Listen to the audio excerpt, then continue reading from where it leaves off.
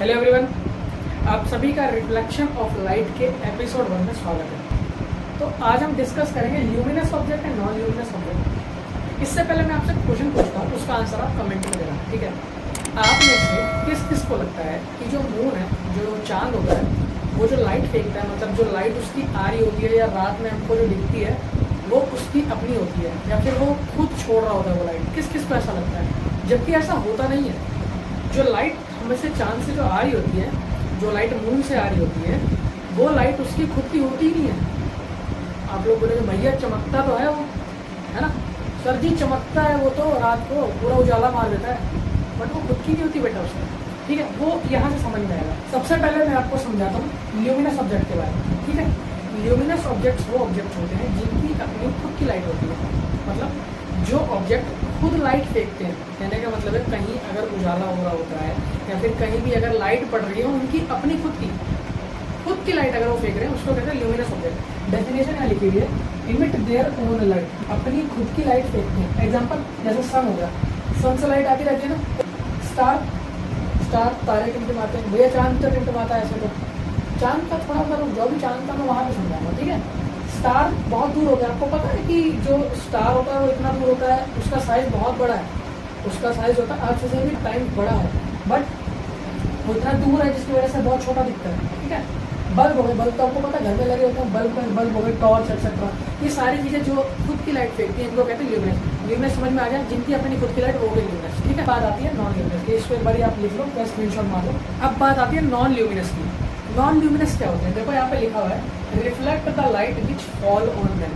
कहने का मतलब है जैसे किसी के ऑब्जेक्ट के ऊपर लाइट आई, वो उस पर रिफ्लेक्ट कर दो, ठीक है। जैसे बॉल आती है, टप्पा मार के चली जाती है, तो ग्राउंड क्या करता है, खाली उसको एक सरफेस देता है टप्पा मारने के लिए।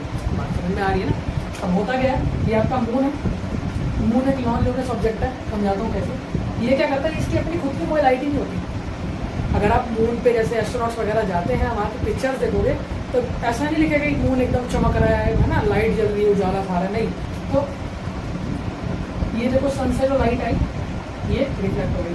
ये जो हमारे स्टार्स होते हैं, ये स्टार्स की भी लाइट को रिफ्लेक्ट करके हम तक भेजता रहता है। हमें लगता है कि क्या हो रहा है, ये इसकी खुद की लाइट है, ऐसा होता नहीं है, ये खाली रिफ्लेक्ट करता रहता है, ठीक है। तो रिफ्लेक्शन से हमें लगता है ये और की लाइट को एक जगह इकट्ठा करके, जैसे क्रिस्टरी देखी है, क्रिस्टरी मूवी में पता है क्या होता है। जैसे मैं अगर यहाँ पे बना के दिखाऊँ तो क्रिस्टरी मूवी में जैसे एक मिरर लगे होते हैं इधर उधर, है ना, और यहाँ पे एक पेन होता है ऐसे, मतलब सब जगह की लाइट को ऐसे इकट्ठा करके एक जगह पे फेंकते हैं।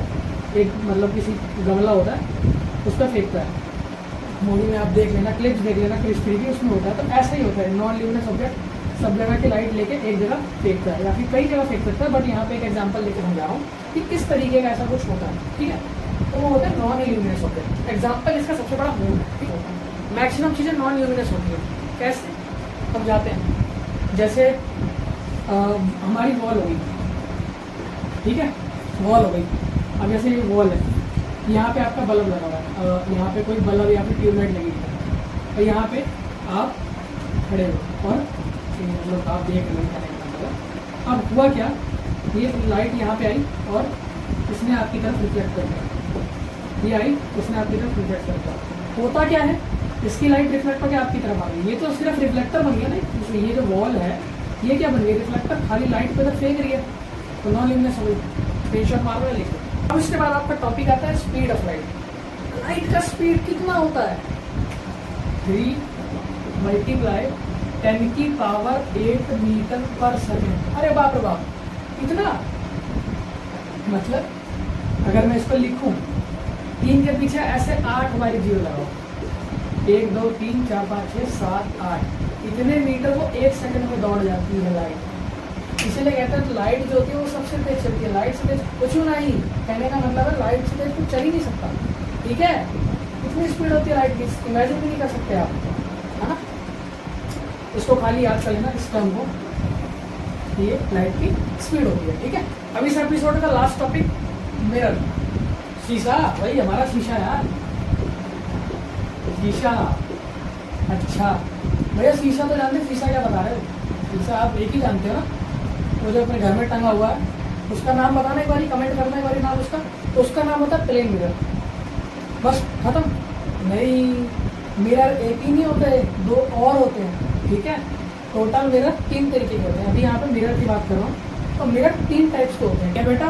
तो आगे से कोई भी पूछे तो मिरर कितने तरीके के होते हैं? 3 तरीके के। कौन कौन से? Plane, concave, convex. अरे सर ये तो हमें पता ही नहीं था, हमको तो लगता था एक ही शीशा होता है। नहीं, 3 होते हैं। तो सर 2 तो हमने देखे ही नहीं कभी, अभी दिखा देते हैं। जो हमारे घर का शीशा होता है, जो नॉर्मल शीशा होता है, वो प्लेन मिरर एकदम सीधा होता है ना, प्लेन, उसको बताने की जरूरत है, वो तो जानते ही हो। कनकेव मतलब जो कर्व। अब मैं आपको एग्जांपल समझाता हूँ, जैसे ये चम्मच है, ठीक है।